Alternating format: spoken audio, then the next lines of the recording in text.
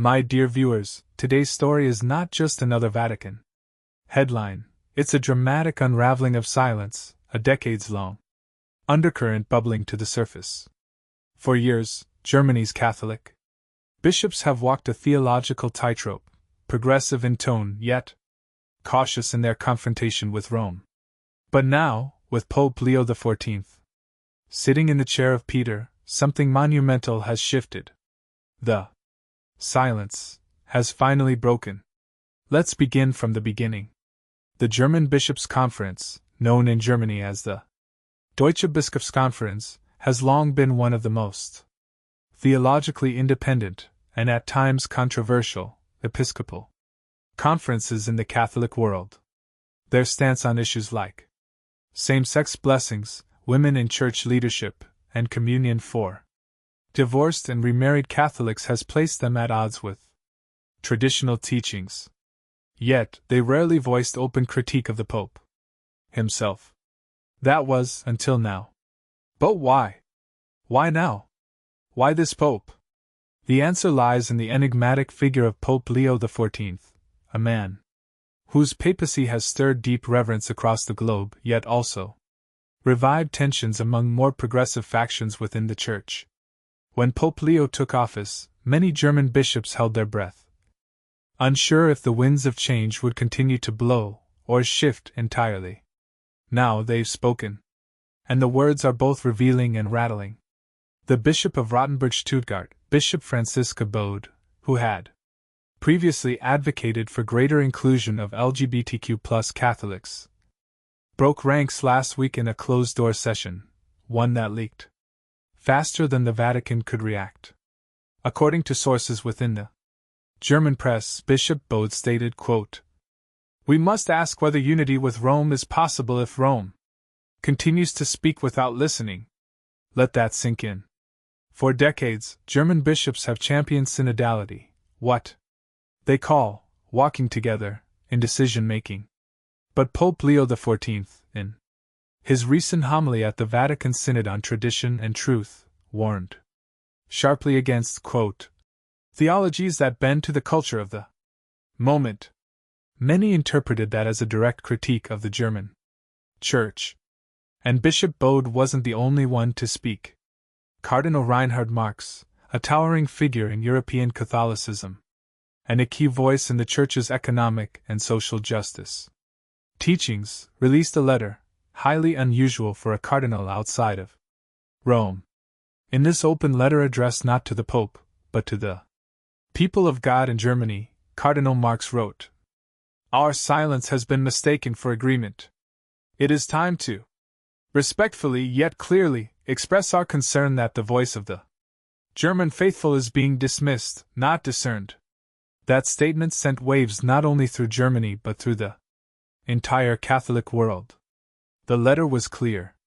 Cardinal Marx fears that Pope Leo XIV's assertive return to doctrinal precision could alienate millions of believers in Europe, especially younger Catholics who are seeking a faith that listens to their questions, their pain, and their identity.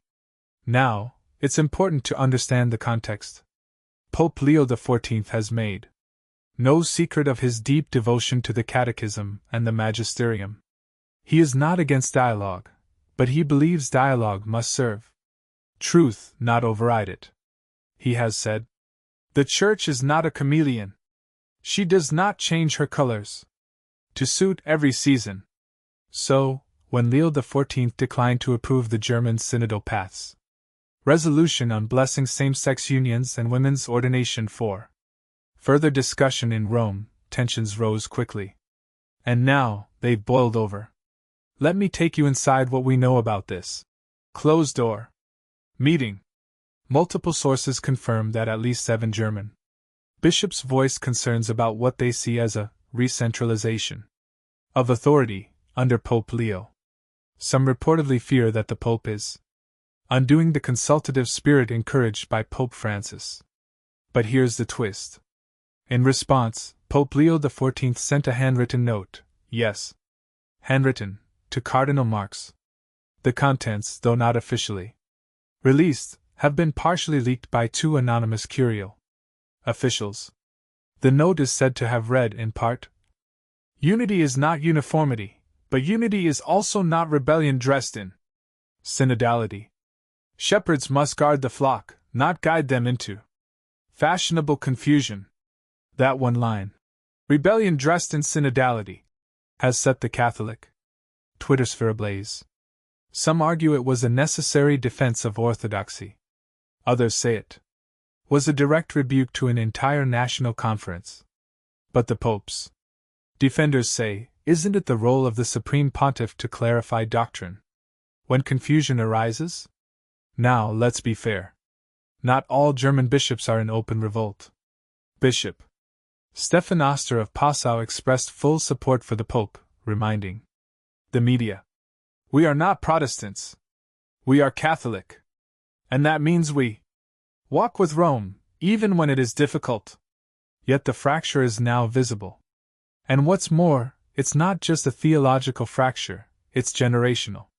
Many older bishops in Germany feel trapped between fidelity to Rome and loyalty to their local flocks, who are increasingly asking hard questions about celibacy, marriage, sexuality, and inclusion. One German theologian put it this way: Pope Leo XIV is drawing a line in the sand and asking the German Church to decide which side it wants to be on. Powerful. Meanwhile, in Rome, Vatican officials are treading carefully. They understand that a schism is not in anyone's interest. But they also believe that doctrinal clarity is non-negotiable. So what happens next? There are reports that Pope Leo XIV will meet privately with a delegation of German bishops next month. The Vatican has neither confirmed nor denied the reports, but insiders suggest that a fraternal correction may be on the horizon. And that term, fraternal correction, should give us pause. Historically, it has meant Rome stepping in to guide or even discipline entire national episcopates that deviate too far from core teachings. But is this the beginning of that? Or is it just a moment of honest dialogue that will eventually lead to deeper unity? We don't yet know. But one thing is certain. The German bishops have broken their silence. And Pope Leo XIV has answered not with fury, but with firmness. This is not a simple liberal versus conservative debate. This is about the soul of the Church. About whether unity can survive diversity. About whether the Church in the 21st century will lean more toward culture or Christ. And perhaps the most haunting question of all, can the wounds between Rome and Germany be healed, or have we entered a new and uncertain chapter in Church history? In our next section, we'll dive deeper into the theological roots of this division, the history of German ecclesial independence, and how Pope Leo XIV's approach compares with his predecessors, especially Pope Benedict XVI, himself a German theologian. To fully understand the gravity of what's unfolding between Pope Leo XIV and the German bishops, we must explore the historical and theological layers that led to this moment. Because what's happening now didn't start with Pope Leo, or even Pope Francis. It has roots that run deep, back through decades of tension and reform. Germany's Catholic identity has always been somewhat unique. Unlike many other countries, German Catholics have long placed a high premium on academic theology and intellectual discourse. Their universities have produced some of the most influential thinkers in Catholic history. Names like Hans Küng, Karl Rahner, and of course, Joseph Ratzinger, who later became Pope Benedict XVI, are embedded in the fabric of German theological tradition. But it's precisely this tradition that has created friction with Rome. You see, post-Vatican II, many German theologians embraced a more pastoral and contextual approach to church teaching. They argued that doctrine must engage with lived realities, marriage, sexuality, politics, not remain frozen in dogma. This led to calls for reform on hot-button issues like communion for the divorced and remarried without annulment, blessings for same-sex couples, greater roles for women in liturgy and leadership. decentralization of decision-making from Rome to local bishops. And this reformist spirit gained new life under Pope Francis, whose emphasis on synodality, journeying together, was interpreted by many as a green light for bold experimentation. Enter the synodal path. The synodal path, or synodaler Weg, was launched in Germany in 2019 as a multi-year process that brought together bishops and laity to discuss the future of the Church. 4 main themes were on the table: power, sexual morality, priestly life, and the role of women. While many applauded the initiative as a sign of a church willing to listen and change, others, especially in Rome, grew concerned. The Vatican issued multiple warnings that the synodal path must not veer into territory that contradicted universal doctrine. Pope Francis himself, in a 2020 letter to German Catholics, urged them not to lose their Catholic identity in the pursuit of reform. He emphasized that unity with the universal Church must remain central. But despite the warnings, the German Synodal Assembly continued to pass resolutions that challenged the Vatican's stance. Among them, a proposal to officially bless same-sex couples in church ceremonies, a recommendation to discuss the possibility of ordaining women as deacons, a call for more democratic structures within the church hierarchy. And while these were presented as non-binding suggestions, the Vatican saw them as a potential rupture. This brings us to the present, Pope Leo XIV's pontificate. When Leo XIV was elected, many in Germany hoped that his pastoral demeanor would be similar to Francis's. After all, Leo had spoken compassionately about social justice, climate change, and the poor. But what caught them off guard was his bold recentering of doctrine as the compass of reform. Pope Leo XIV has repeatedly said, "Reform without reverence becomes rebellion," and that, more than anything, defines the source of the clash. German bishops have argued that the local context, marked by widespread church departures, sexual abuse scandals, and plummeting vocations, demands a more flexible pastoral approach. They see reform not as rebellion, but as survival. Pope Leo, however, sees the opposite. To him, watering down doctrine will not save the Church, it will dilute her identity. In one of his most striking addresses, he declared, "A church that conforms to the world cannot convert the world. We do not grow by compromise. We grow by conviction." Those words landed like thunder. German Catholics, especially lay reform advocates, began organizing press conferences, open letters, and even public demonstrations. In Berlin, a group of young Catholics gathered outside the Archbishop's residence holding signs that read, "We are still church. Listen to us." At the same time, a conservative counter-movement has taken root in southern Germany, led by young seminarians and clergy who see Pope Leo XIV as a defender of truth in an age of confusion. So, what we're seeing is not just a disagreement, it's a church within a church. 2 visions. One of adaptation, one of preservation. And in the middle? Millions of ordinary Catholics just trying to hold on to faith. Take Maria and Lucas, a Catholic couple from Cologne. They've been active in their parish for years and support same-sex couples in their community. In a recent interview they said, "We feel abandoned by Rome. We love the Church.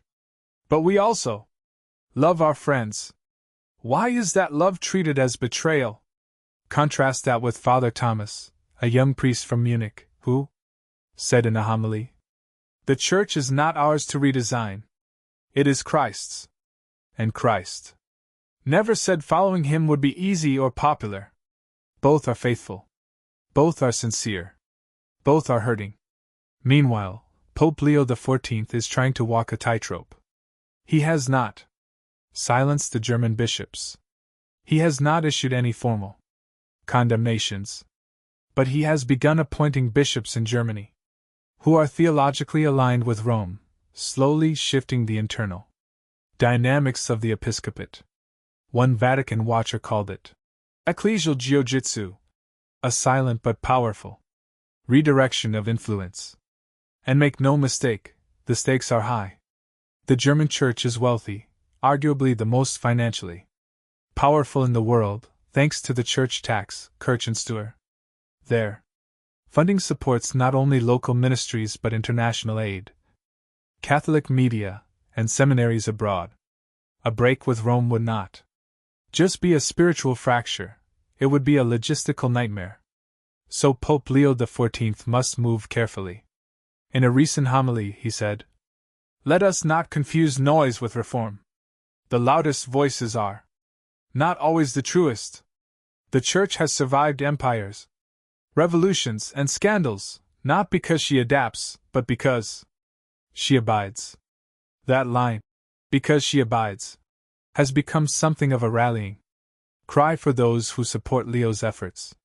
Yet others see it as proof that he is tone-deaf to the pastoral wounds of the modern Church. At the heart of it all is a question we cannot avoid.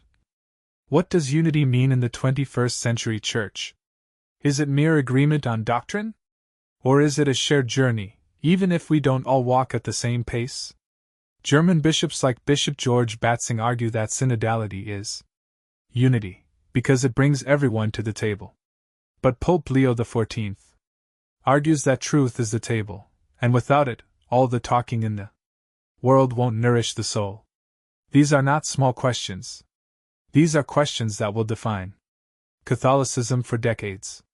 In the next part of this script, we'll examine how Pope Leo's leadership style compares to previous popes, particularly Pope Benedict XVI and Pope Francis.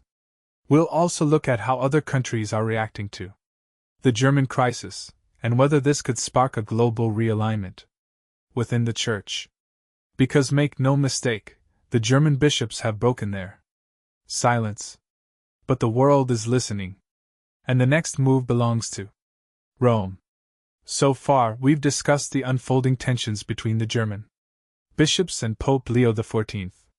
But to truly grasp the spiritual and political magnitude of this moment, we must take a step back, look not just at the events themselves, but at the leadership styles that brought us here. Let's begin with a name that still carries great weight in German Catholicism, Pope Benedict XVI. Born Joseph Ratzinger, he was not only a German pope but also a theological titan. For decades before his papacy, he served as prefect of the Congregation for the Doctrine of the Faith. His writings shaped much of Catholic thought in the 20th century. He loved clarity, structure, order. But Benedict was also a man who believed in truth spoken gently.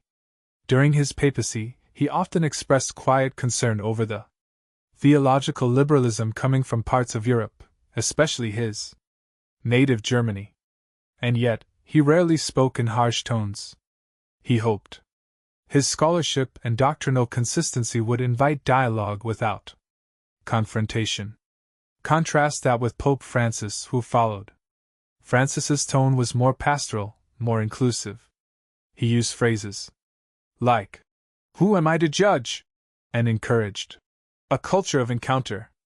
His papacy was defined not by doctrinal innovation, but by emphasis on mercy, humility, and social justice.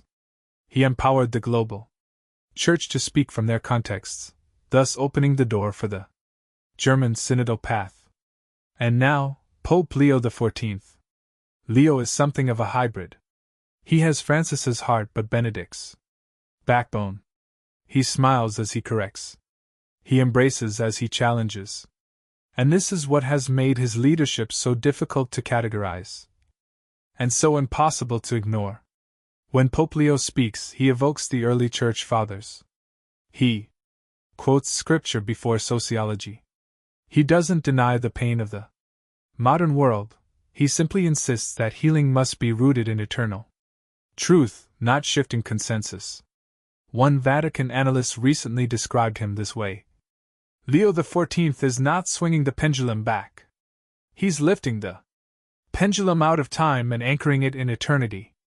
A poetic description, but one with real consequences. Because in doing so, Pope Leo XIV has ignited a global ripple effect. Let's travel outside Germany for a moment. In France, bishops are closely watching the German conflict with Rome. Several French prelates have echoed the Pope's concerns, urging their German counterparts not to drift into what they call ecclesial nationalism. One French bishop wrote, "Unity is not a suggestion. It is our witness to the world." In Poland, the bishops, known for their doctrinal conservatism, have publicly affirmed Pope Leo's guidance. A joint statement from the Polish Episcopal Conference read, "We thank the Holy Father for reminding us that compassion without truth becomes confusion." In the United States, reactions are more mixed. Progressive theologians have voiced solidarity with Germany's desire for reform, while more traditional bishops have rallied around Pope Leo's clear teaching. One American bishop even called Leo a lighthouse in a storm of relativism. What we're seeing, friends, is a church at a crossroads. Not just in Germany, but everywhere. And this begs the question, what happens if this fracture grows? Some fear a formal schism, a word no Catholic uses lightly. A schism would mean a break in communion, a situation where bishops or national churches reject the authority of the Pope. This hasn't happened on a significant scale since the Reformation. And yet the tension is eerily familiar. But let's be clear, no German bishop has called for schism. Not officially. Most continue to affirm their desire to remain in communion with Rome. But their actions, their documents, and their defiant tone have made others question how long that communion can be maintained without compromise. Meanwhile, Pope Leo XIV continues to move, not loudly but decisively. In the last 2 months alone, he has appointed 3 new bishops in German dioceses known for synodal activism, all of whom are considered doctrinally orthodox. Announced a global symposium on unity and truth in the postmodern church, to be held in Rome next year. Personally met with bishops from Africa, Asia, and South America to discuss what he calls a unified path forward for the universal church. One African cardinal, after meeting with the Pope, said, "His Holiness is building bridges, but not if they lead to nowhere. He wants bridges that lead to the cross." And here's the irony. While many in Germany feel marginalized, bishops in the global south are rallying behind Pope Leo with passion and gratitude. In Nigeria, a seminary rector told the press, "Pope Leo is giving us confidence to preach the gospel without apology." In India, young priests are reportedly studying Leo's homilies and encyclicals with excitement, describing his tone as refreshingly direct.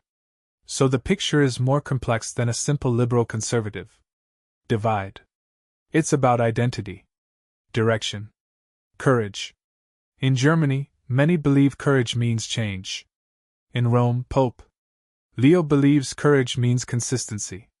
Back home, in the streets of Munich, young Catholics are organizing what they call night vigils of listening. They gather, pray, and read scripture aloud under candlelight. Some wear rainbow pins. Others wear crucifixes. And they pray for one thing: that the Church will remain one, holy, Catholic, and apostolic. That prayer, ancient as the Nicene Creed, feels fragile now. But also fiercely defiant.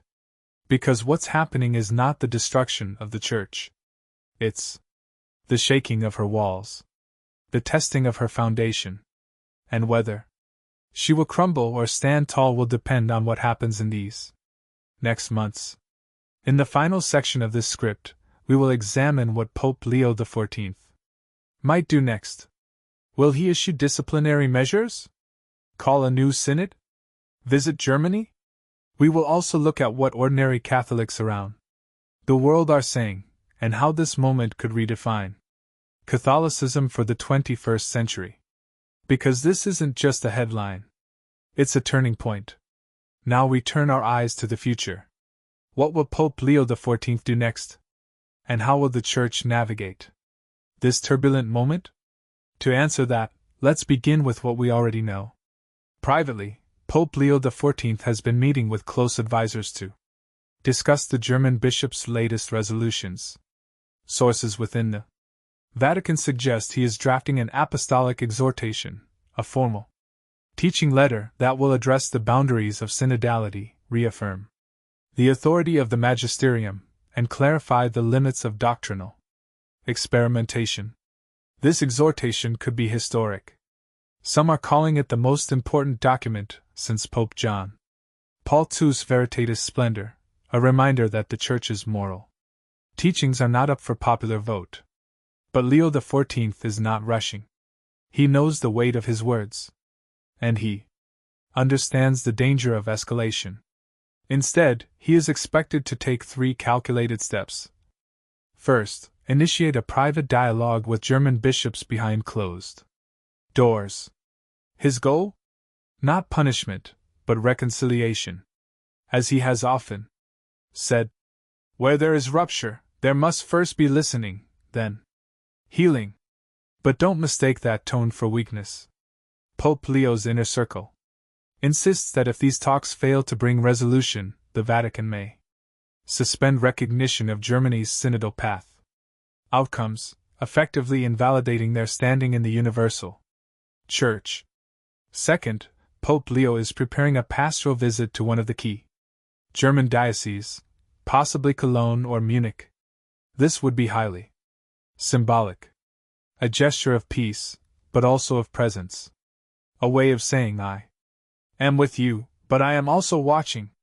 The idea is to speak not just to bishops, but to the faithful themselves. Because at the heart of this conflict are not just bishops, theologians, or Vatican officials. At the heart are millions of Catholics, parents, students, the elderly, the newly baptized, who just want to know, does the Church still see me? Still care about me? Still believe in truth? And that brings us to the third step. Pope Leo XIV is expected to convene a universal synod on church identity, a gathering not just about structure or reform, but about mission. What does it mean to be Catholic today? What does fidelity look like in a fractured world? This could be the Pope's defining moment. One cardinal close to Leo said, "The Pope is not afraid of disagreement. He is afraid of division, disguised as dialogue." And that's where much of the tension lies. The German bishops argue they're simply responding to a cultural and pastoral crisis. Pope Leo XIV believes they may be creating a doctrinal crisis in the process. And what about the laity? What are ordinary German Catholics saying?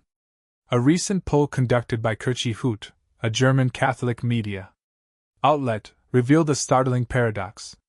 63% of German Catholics support same-sex blessings. 58% support women deacons. But 70% also say they don't want to leave the Catholic Church. And 82% say they still believe in the real presence of Christ in the Eucharist. What does that tell us?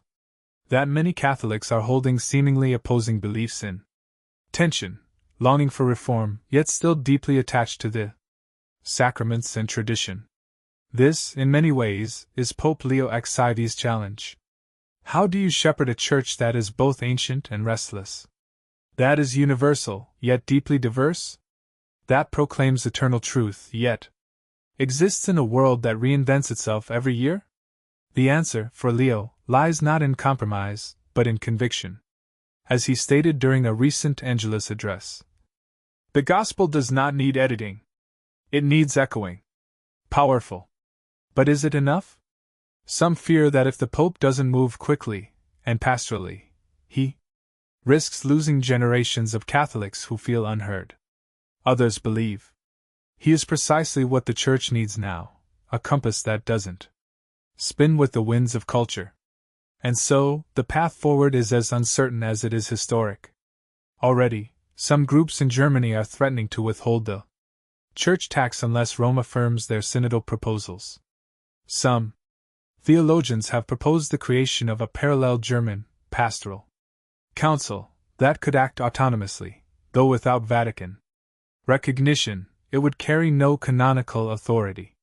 Meanwhile, on social media, Catholics from around the world are taking sides. Hashtags like #StandWithLeo and #SynodofFuture trend in opposite corners of the internet. Even secular media outlets are beginning to weigh in, calling this the most dramatic showdown in the Catholic Church since the 1960s. But amid all the noise, one image stands out. A few days ago, in a parish outside Berlin, a group of Catholics held a night vigil. They gathered in silence. No signs. No slogans. Just candles and rosaries. In the center, a simple wooden sign. One church. One faith. One Lord. That's the heart of the matter. Because at the end of the day, this is not about politics. It's about fidelity, identity, and what it means to belong to a church that is older than nations, yet younger than tomorrow.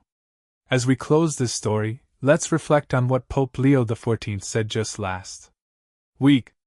A church divided in doctrine will become a church divided in mission. We must rediscover the joy of obedience, not as submission but as love. So, will Germany and Rome walk together once more? Or are we witnessing the first cracks in a global Catholic divide? No one knows for sure. But this we do know: the German bishops have broken their silence. Pope Leo XIV has responded, not with condemnation, but with clarity. And now, the entire world is watching what happens next. Thank you for staying with me through this deep dive. If you found this video enlightening, please like, share, and subscribe. Drop your thoughts in the comments. Do you believe Pope Leo XIV is doing the right thing? Or do you think the German bishops are standing up for needed reform? Until next time, stay thoughtful, stay prayerful, and stay tuned.